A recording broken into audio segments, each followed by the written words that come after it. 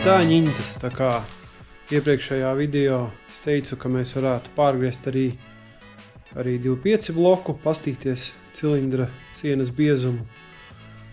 Principā to es arī izdarīju. Pārgriezu, īstenībā viņš ir diezgan stingrāks, neplīsa, tā kā šis brīvi pārplīsa. Šī nācās pacīnīties. Rekur mūsu lielākā atšķirība. Tas ir 2.5 bloks.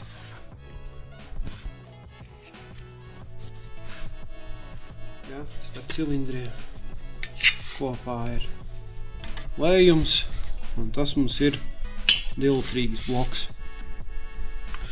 Kā jau iepriekš mērījām, mums šis cilindra biezums ir standartā 4 mm, koroči mums te ir.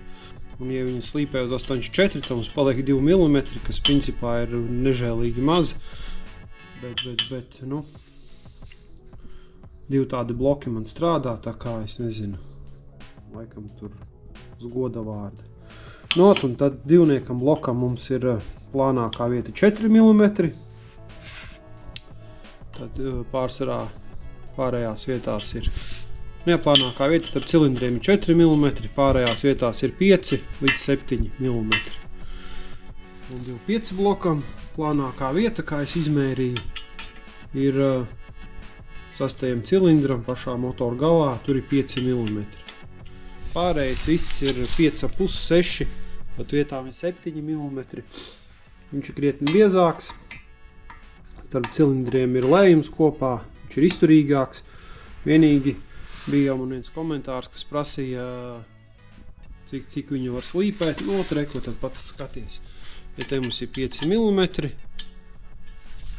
tad sekojoši pats domā, cik viņu var slīpēt. Ja mēs izslīpēsim viņu uz 8,5, tad mums būs 4,5.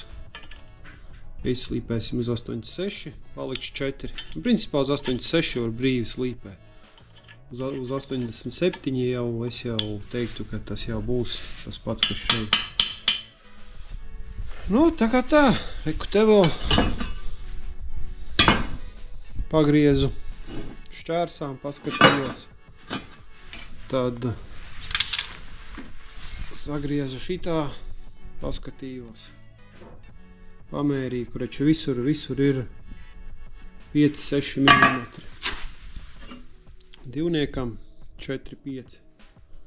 Augšpusē šiten ir 7, 2.5 blokam ar tur ir 7, bet tas ir tikai pašā augšpusē. Tā kā tā, pirms slīpē, nostiešu to video un tad izdomā, cik to arī divnieku slīpēt. Principā divnieku neiesaku vispār viņu slīpēt uz lielāku izmēru, bet 2.5 viņu var slīpēt, un pat esmu redzējis, ka slīpē, un diezgan labi tie bloki iet. Kaut gan neņemot vērā, ka ar 2 mm sieniņu mums arī 2-litrīgais iet. Ar to mēs beigsim šo tēmu. Tāds ātrais mazais video atbilda jums uz jautājumu par 2.5 bloku. Un pirms beidzam bija daži komentāri, uz kuriem es atbildēšu. Tā viens no tiem ir, Viens no tiem ir, vai tas ietekmē jaudu, ka es slīpēju 2-litrīgo uz 84 mm.